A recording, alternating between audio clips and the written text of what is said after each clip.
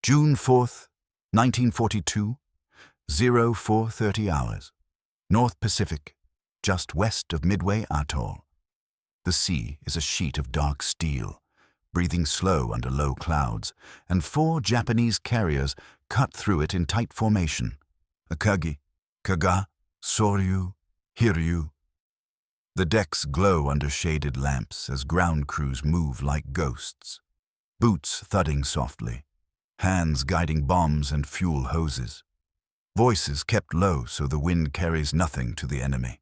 On Akagi's bridge, Vice Admiral Chuichi Nagumo stands rigid with binoculars pressed to his face. Salt air stings his eyes. Behind him, staff officers murmur over charts and timetables.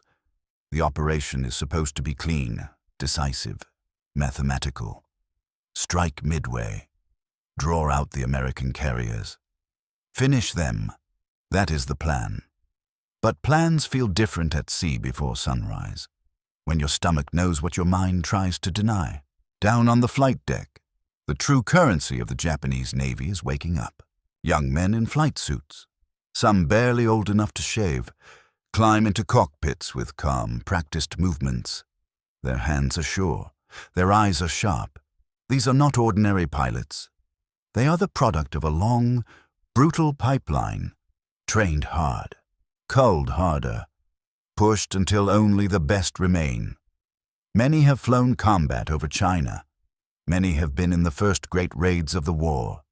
They carry the confidence of a force that has not yet been properly hurt. A petty officer leans close to a pilot in a Zero and shouts over the engine test.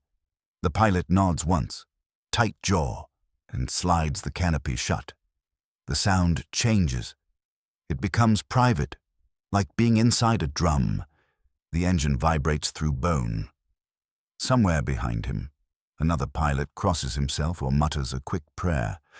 Not for victory, but for steadiness, because a carrier deck at dawn is beautiful. And it is also a trap. At 0450, the first wave launches toward Midway. Fighters, dive bombers, torpedo planes, wheels leave wood and steel and vanish into gray. The carriers turn into the wind. The deck crews already resetting their bodies for the next evolution. They have done this so many times that the motions feel like ritual. Yet there is a thin edge in the air, a sense that the enemy is closer than expected. Nagumo receives reports. Midway is not dead. The island is firing back. Japanese aircraft return with bullet holes. Torn fabric. Smoke stains on cowling panels. A message comes in from the strike leader. Another attack is required. Nagumo makes his choice. Rearm the reserve strike aircraft for land targets. Bombs come up. Torpedoes are rolled away. Fuses are changed. The hangar decks become a maze of half-finished intent. Metal cylinders on carts. Fuel lines snaking. Men sweating through uniforms as the sun starts to color the horizon. Then a single report lands like a stone. An American scout plane has spotted the Japanese force. The words are short, but they bend the room. Officers glance at each other. If the Americans know where they are, then somewhere over that wide ocean, American carrier pilots are climbing, forming, searching. Nagumo orders changes. Now he must prepare to strike ships, not an island. So the rearming reverses. Torpedoes come back. Bombs are shifted again. It is not just confusion. It is time bleeding away in minutes. And time is life. Below, pilots sit in their aircraft waiting. Engines off. Cockpits grow hot. Sweat gathers under helmets. They cannot see the big picture. They only feel the deck crews rush past. Smell fuel. Hear shouted orders. The Japanese system is excellent, but it is also delicate. It assumes a rhythm. Break the rhythm, and even experts become vulnerable. Far away, over open water, American aircraft are already inbound. They are not yet the legends the Japanese will fear later. Many are inexperienced, some terrified, some grimly determined. They fly in obsolete torpedo planes at wave-top height, into flak and fighters. Knowing the odds, But the Americans have something that cannot be measured in a single morning depth. Even here, even now, the United States is building a machine that will keep producing crews, training them, feeding them back into the fight. The first American torpedo squadrons arrive low and slow. Japanese Zeros drop like hawks. Tearing through them, the sea erupts with splashes as aircraft burn and skip and vanish. On the Japanese bridges and in their combat air patrol, there is a brief cold satisfaction. The enemy is being slaughtered. But every Zero that dives to sea level is a Zero not high above. At 10:20, the sky cracks open. American dive bombers fall out of the sun, steep as rain, engines screaming for a heartbeat. Japanese gunners hesitate, then fire. Tracers claw upward. But the carriers are in the worst possible state, decks crowded, hangars full, fuel lines primed, bombs and torpedoes staged. The first hits slam into Kaga and Akagi with a violence that seems unreal. Fire blooms instantly, not like a campfire, but like a furnace. Men run and disappear into smoke. Steel buckles. The deck becomes a killing floor. On Akagi, the shock throws officers against railings. Nagumo grips the bridge wing as the carrier shudders beneath him. He watches flames take hold with the knowledge that he is not just losing ships, he is losing men who cannot be replaced quickly. The elite, the carefully shaped edge of Japan's naval air power, is being cut away in minutes. And as smoke climbs into the blue, a new fear is born, even if no one says it aloud yet. Not fear of a single American pilot. Fear of what happens when America learns, trains, and returns with hundreds like them. The fires on Akagi are not theatrical. They are practical, hungry, and fast. Aviation fuel does not burn like wood. It roars. It crawls. It seeks air. Men on the hangar deck choke on smoke and stumble through heat that peels skin and melts rubber. Someone tries to drag a hose line forward and the line goes limp as the metal coupling warps.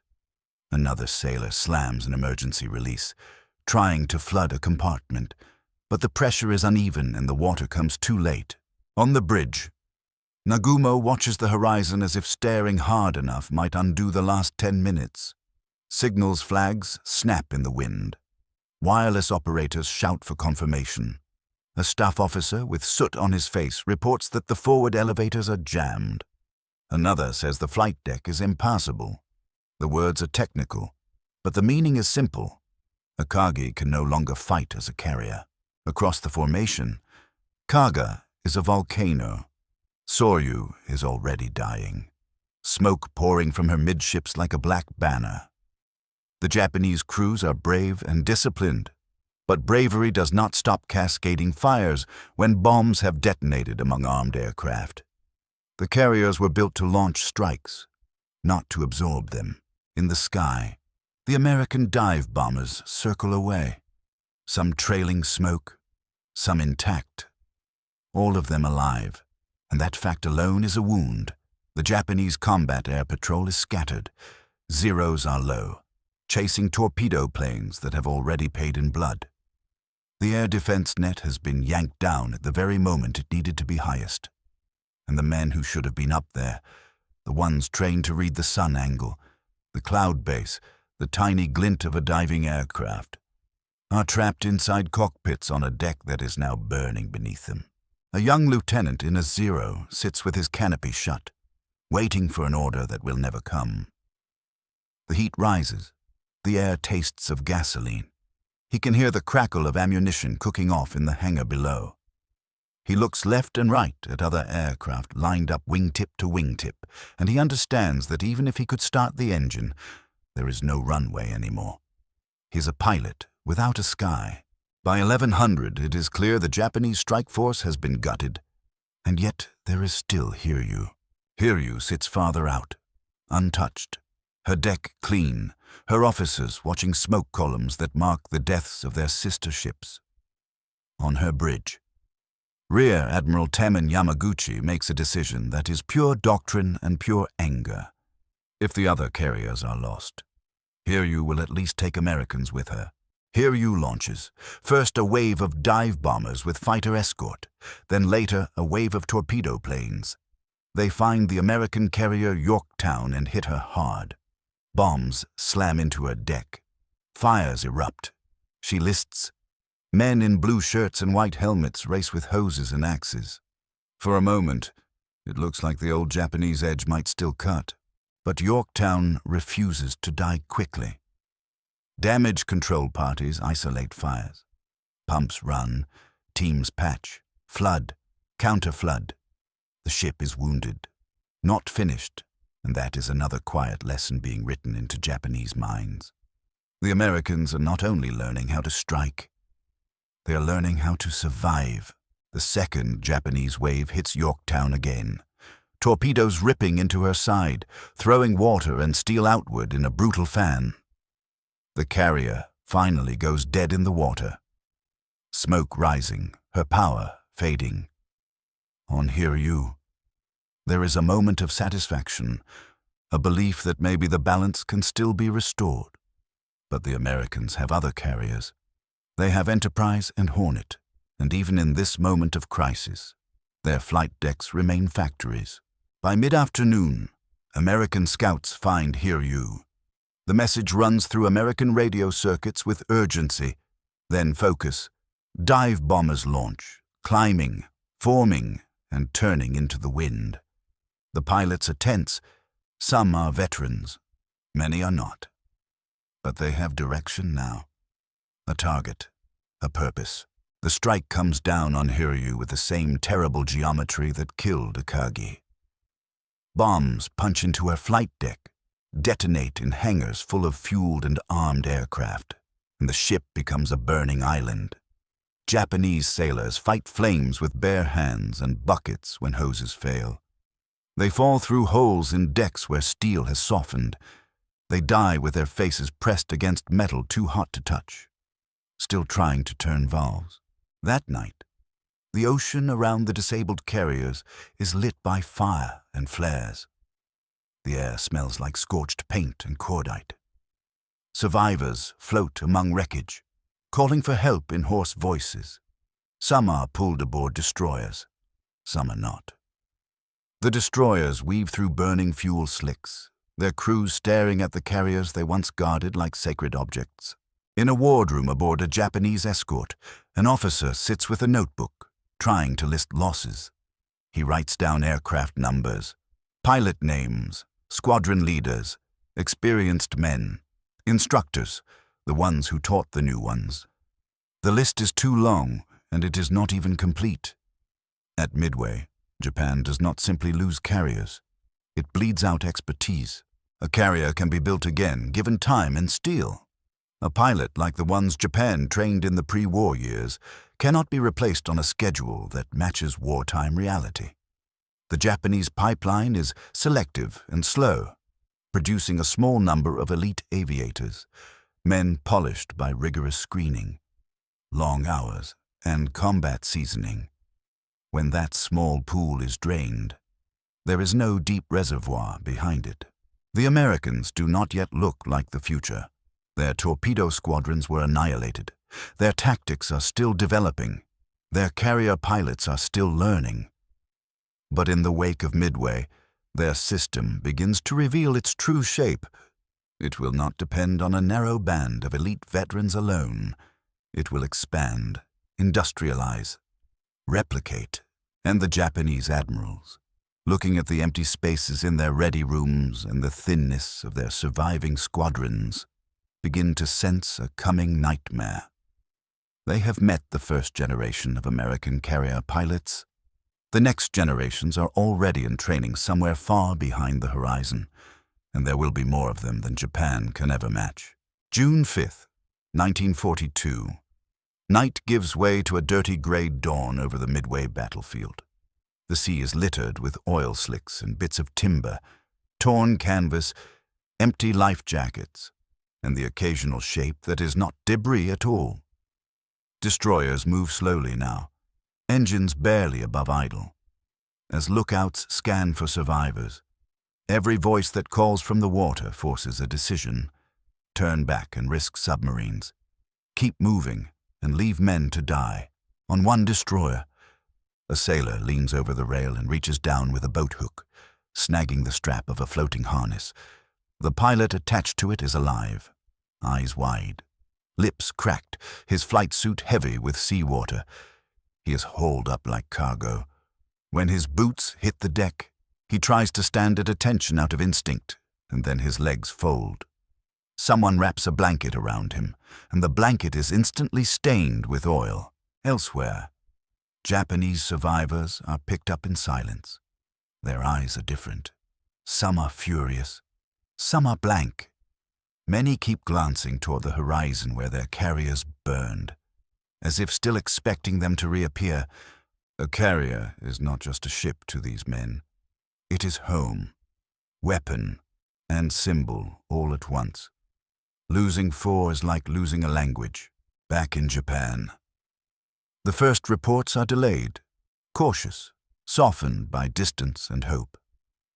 There is always a temptation to believe the bad news is incomplete, that perhaps a carrier is damaged, not sunk, that perhaps the air groups can be rebuilt quickly, that perhaps the Americans lost more than they admit. But in the operational rooms where admirals and planners sit under harsh lights, the numbers start to crystallize. Aircraft lost, crewmen lost, pilots lost, and then the harder category, leaders lost. The men who knew how to assemble a strike package in minutes, how to coordinate escorts, how to lead a dive from the sun with discipline and timing. The ones who could take a green wingman and bring him back alive. A carrier air group is a community, a living system. When you tear out the veterans, the rest does not simply continue as before. It becomes shaky, hesitant, slower to react. Vice Admiral Isoroku Yamamoto receives the truth like a physical blow. He has risked everything on this operation, and he has lost the tool he valued most. He understands what many outside aviation do not. A pilot is not a replaceable part. An experienced carrier pilot is a weapon that carries the memory of every mistake survived. Japanese training before the war was a long gate with a narrow opening. Few entered, fewer graduated. The result was brilliance at the point of contact in 1941 and early 1942, at Pearl Harbor, in the raids across the Pacific, in the early battles. Japanese aviators fought with sharpness and confidence. But that brilliance came from a small population. Now it has been cut. In the months that follow, the Japanese Navy scrambles to patch the hole. They pull instructors from schools and send them back to combat units. They accelerate courses, shorten flight hours, push men forward sooner. Every shortcut produces a little less skill. Every reduction means one less emergency landing practiced, one less instrument approach, one less gunnery run. The new pilots arrive eager and brave, but bravery does not substitute for hundreds of carrier landings, for the muscle memory that keeps you alive when the deck is pitching and the wind is wrong. Carrier landings are their own kind of terror. The deck is short. The approach is steep. A mistake means you hit the barrier, smash into parked aircraft, or go over the side. A veteran can land when exhausted, wounded, or half-blinded by spray. A novice can be killed by a gust. By late 1942, Japanese carriers still exist, but their air groups are thinner, less seasoned. They can strike, but with less precision and higher loss. The change is not dramatic in one day. It is like bleeding that will not stop. Every engagement costs a little more than it should. Every mission brings back fewer men. The survivors grow tired, and fatigue dulls even the best. Then the Americans begin to change shape. In the United States, the loss of pilots hurts, but it does not hollow out the entire force. The American system is already turning into a pipeline with wide mouths and many branches. Training bases expand. Flight schools multiply. Carrier qualification units drill new pilots in takeoffs and landings again and again until the motions become instinct. Experienced pilots rotate into instructor roles without permanently draining the front line because there are enough of them to share the burden.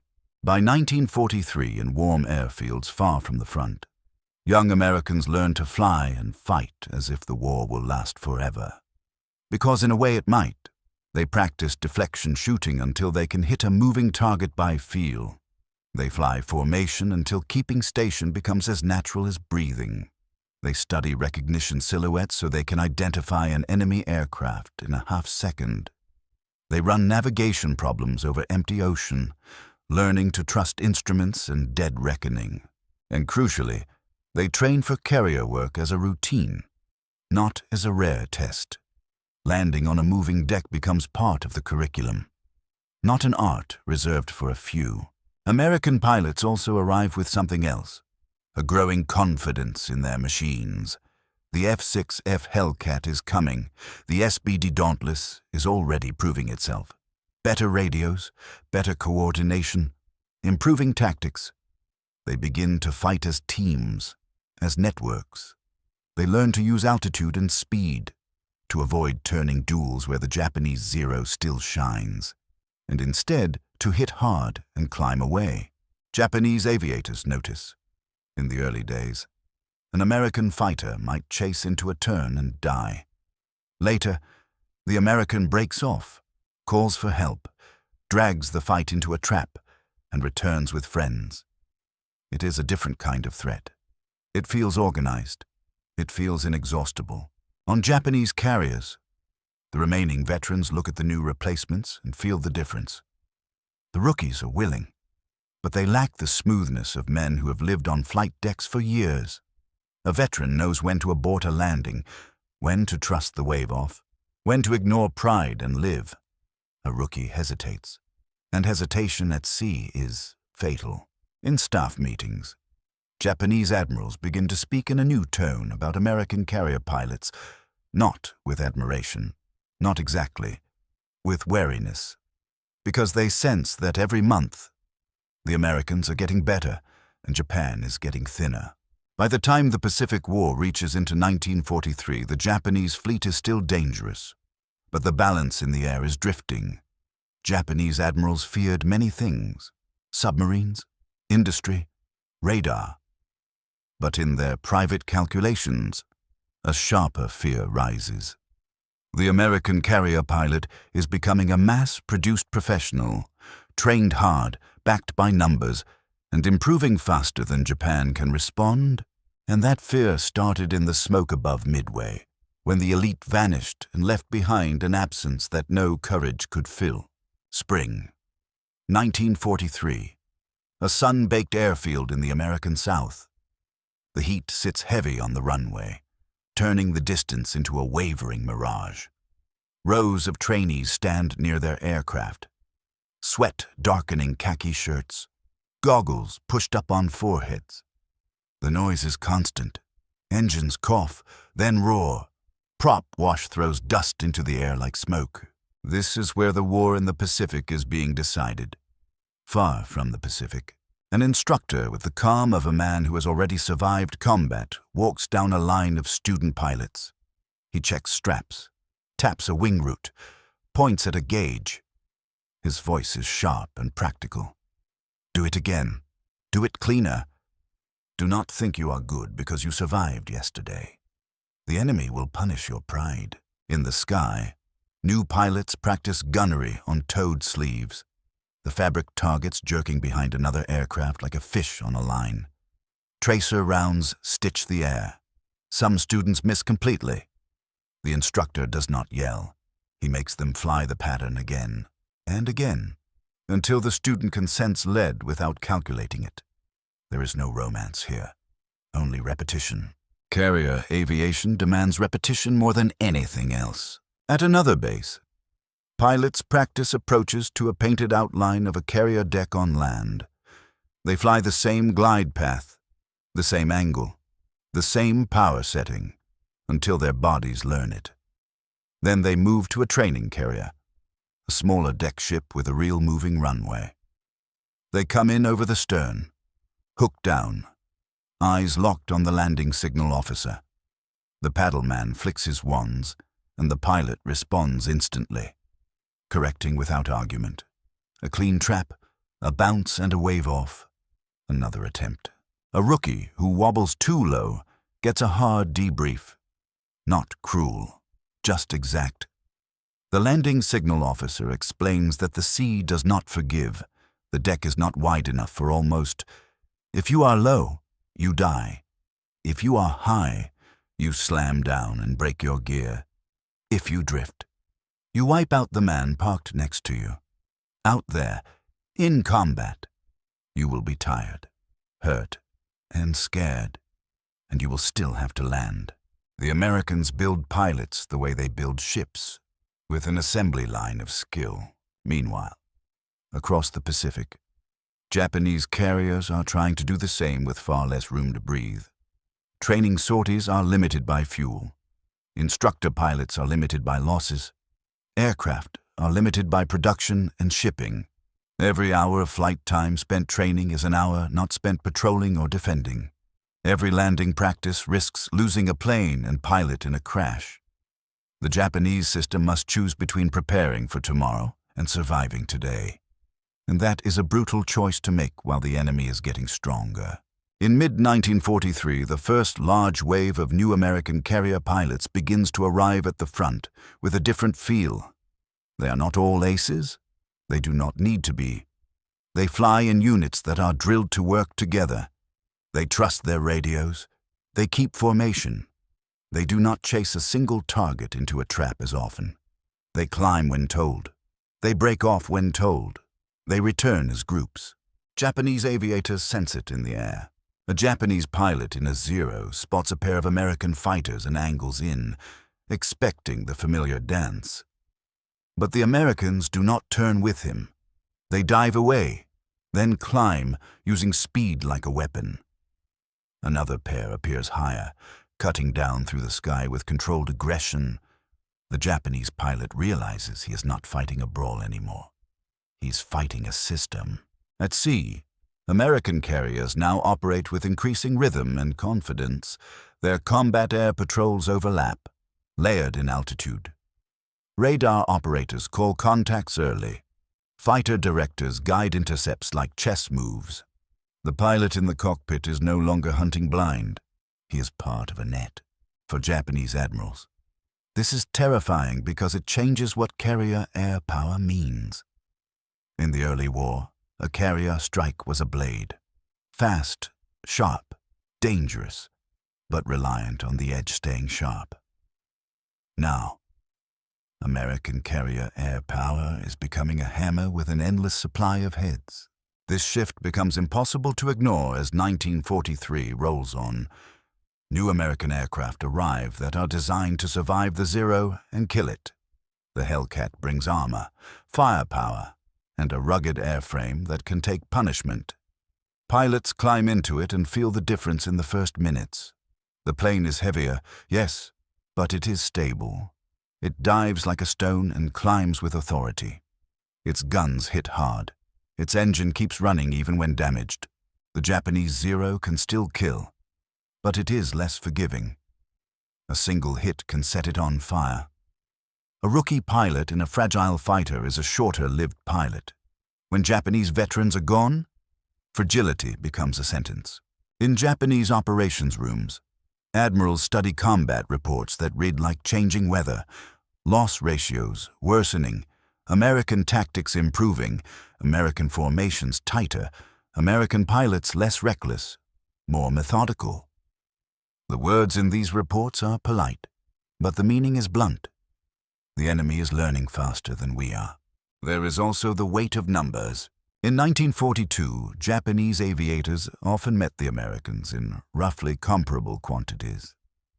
In 1943, the Americans begin to arrive in waves that feel unnatural, as if the ocean itself is generating aircraft. A Japanese carrier group might launch a strike and discover that the American response is not just an interception, but a swarm. Fighters coming in from multiple directions, coordinated, persistent. And then the psychological shift. Japanese pilots who once looked down on American flyers as clumsy begin to respect them. And respect in war is a precursor to fear.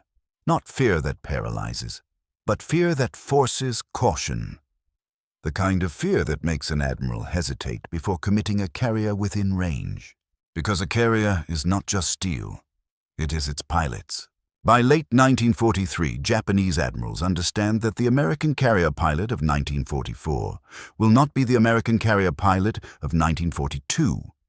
He will be better trained, better equipped, better supported, and backed by an industrial system that can replace losses without collapsing. They also understand their own predicament. Every veteran they lose is gone forever in a way the Americans cannot yet comprehend. Japan can still produce pilots, but not enough with the depth of experience required to dominate. So the fear begins to take form in planning decisions. Carriers held back, air groups conserved, risk calculated more tightly. But caution is not victory. It is delay.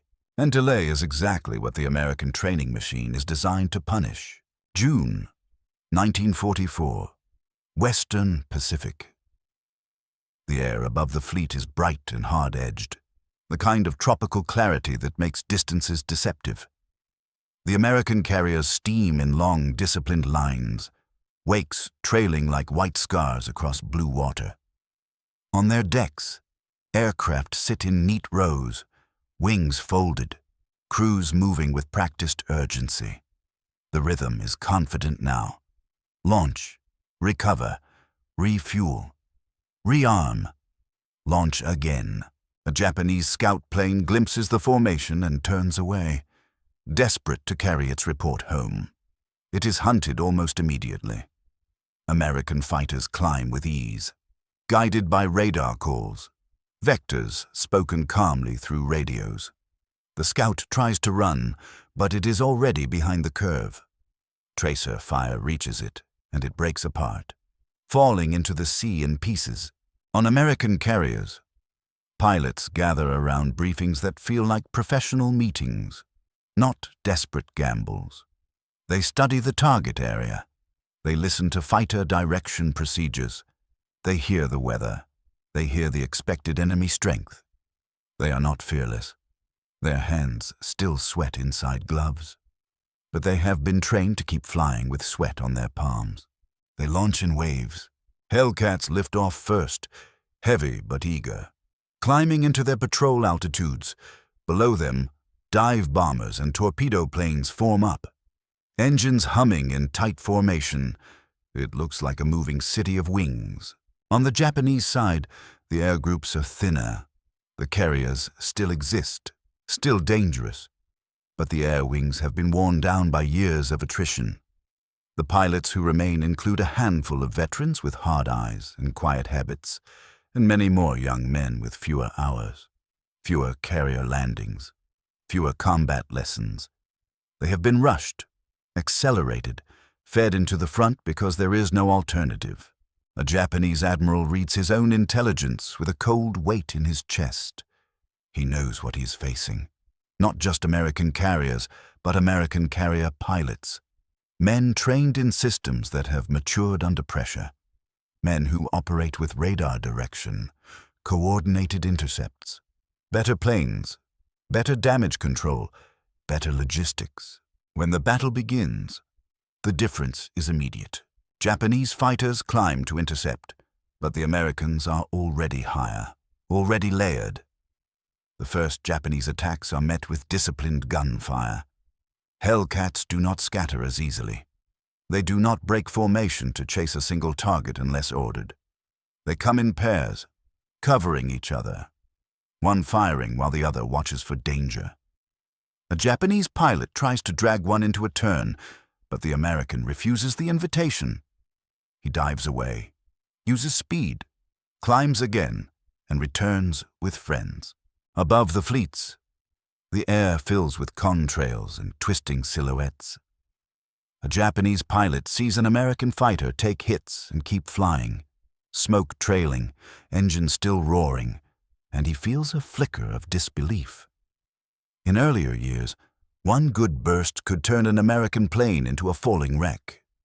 Now, American aircraft absorb punishment and remain in the fight. Survivability changes everything. Survivability means pilots come back. Pilots coming back means experience accumulates. Experience accumulating means the enemy gets better every month. The Japanese formations begin to break apart under pressure.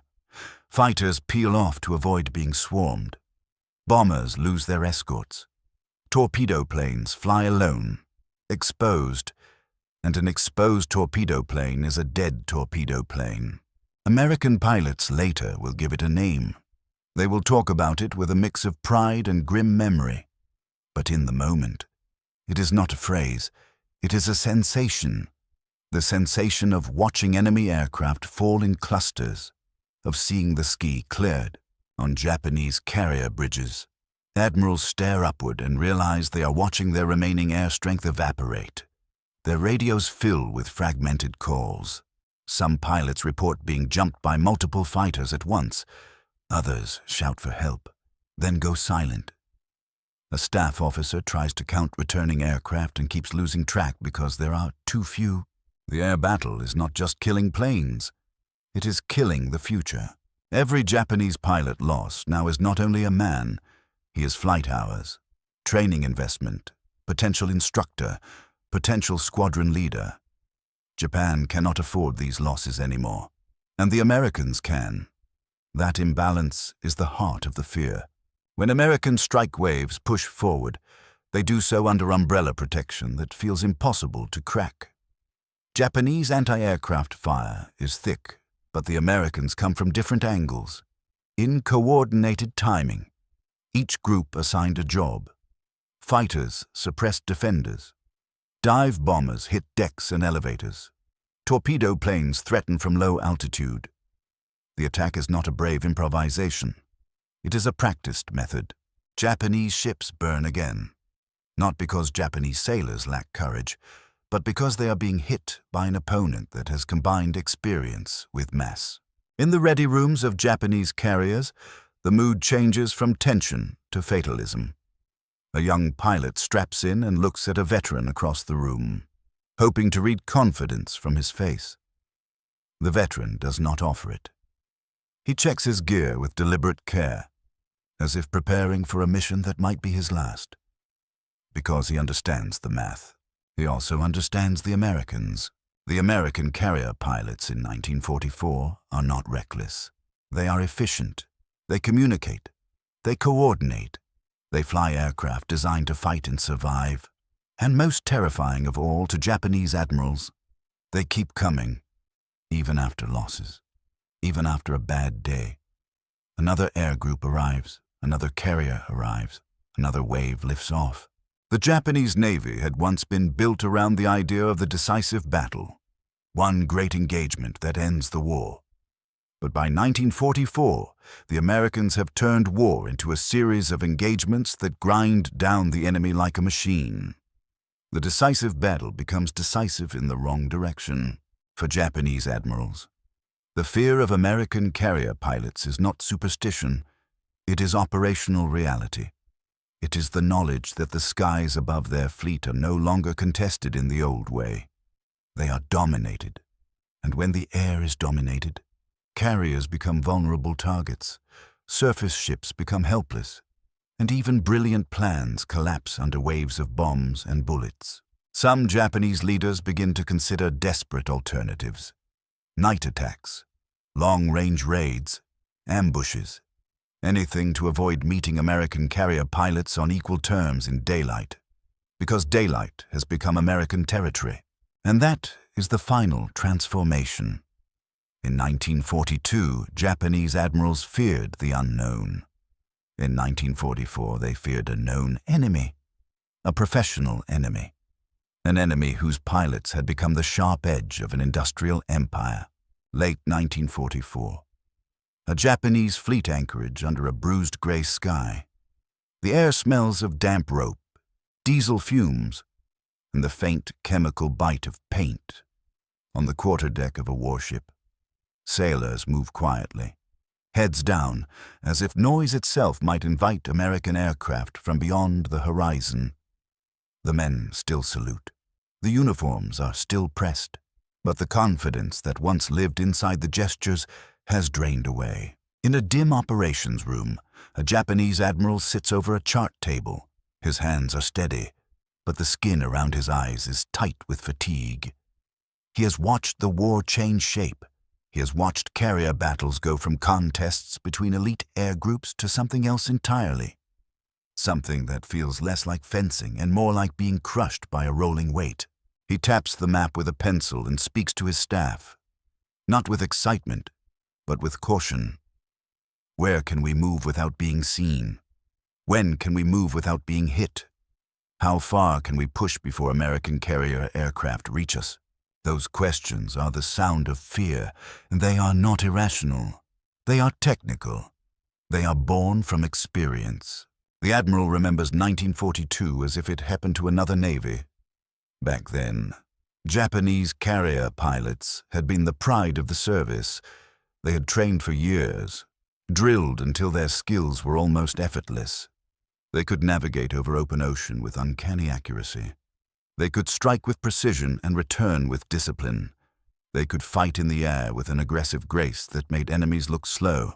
At Midway, that grace burned. It did not burn all at once. Some veterans survived the battle itself and died later, over Guadalcanal, over the Solomons, in the long grind of attrition. But Midway cracked the foundation. It removed the margin for error. It forced the Japanese Navy to spend its priceless aircrew capital just to stay in the fight. Then came the American response. And it was not a single, brilliant moment. It was a process. American carrier aviation became a machine that ate lessons and produced improvement. A pilot who made it home from a battle brought back knowledge that could be passed on and turned into doctrine. A damaged aircraft that returned could be repaired. A ship that took hits could often be saved. A squadron that lost men could be refilled. And behind every replacement was training, standardized and relentless. To Japanese admirals, that standardization was terrifying. Japan had built excellence with selectivity, carving a small number of superb aviators from a narrow pool. America built competence at scale, then improved it, then combined it with technology and coordination until competence became dominance. By 1944, a Japanese admiral does not imagine an American carrier pilot as an individual ace to be outdueled. He imagines a web. Radar contacts called early, fighter direction vectors, combat air patrols stacked by altitude, pairs and divisions that cover each other, pilots who know when to refuse a turning fight and when to press an advantage, pilots flying aircraft that can take hits and keep flying. He imagines that even if he kills some, more will come tomorrow. That is the heart of the fear. Not that American pilots are invincible. They are not. They die. They make mistakes. They get lost. They crash. But the American system absorbs those losses and keeps improving. The Japanese system feels every loss like a broken rib. In meetings, the language changes. Earlier in the war, Japanese commanders talk about initiative, about decisive strokes, about forcing the enemy into an unfavorable battle. Now they talk about avoiding contact, conserving fuel, preserving the remaining air groups, selecting only opportunities that reduce exposure to American air power. A planner suggests a daytime movement through open water, and the admiral shakes his head. Daylight means American aircraft. American aircraft mean being seen. Being seen means being attacked. Being attacked means losing irreplaceable pilots and maybe ships. So they turn to alternatives. They move at night. They try long-range strikes at the edge of radius. They rely on land-based air when possible. They hope weather can shield them. They gamble on surprise, because surprise is one of the few weapons left that does not require equal numbers in the sky. But surprise becomes harder as American reconnaissance improves. Submarines patrol. Radar extends vision. Carrier groups operate with practiced screen tactics. The ocean itself feels smaller to the Japanese commanders now, as if there are no empty spaces left to hide. And within that shrinking ocean, the American carrier pilot becomes a symbol of inevitability. Not a superhero, not a myth. A professional product of a training pipeline and an industrial culture that treats war as a production problem. If you need more pilots, you build more training fields. If you need better pilots, you adjust curriculum. If you need tactics, you write them down, teach them, refine them after every fight. Japanese admirals understand this, and it gnaws at them, because Japan cannot mirror it. There is not enough fuel, not enough time, not enough airframes, not enough safe training space, not enough instructors. And the war itself is pressing closer to the home islands, squeezing resources tighter. So when Japanese admirals speak of American carrier pilots with fear, it is not only fear of bullets and bombs. It is fear of an enemy that has turned aviation into momentum, so fear that the sky will never again be equal. Fear that every engagement will be worse than the last. The admiral stands and steps outside, looking over the harbor. The ships sit quiet. Crews work with subdued purpose. Somewhere far away, beyond the curve of the world, American carriers are moving, engines steady, decks alive. Pilots training even as they travel. The Japanese admiral imagines their ready rooms filled with fresh faces, their squadrons rotating, their losses replaced before grief can settle. He grips the rail and stares at the horizon. Midway took away Japan's best flyers in a sudden blaze. The years after Midway taught Japan what that loss truly meant. By the time American carrier pilots dominated the air in 1944, the fear in Japanese planning rooms was no longer about a single battle. It was about a new reality, a reality where American carrier pilots were not rare. They were plentiful, trained, coordinated, and improving. And in a carrier war, that was the same as saying the future belonged to the United States.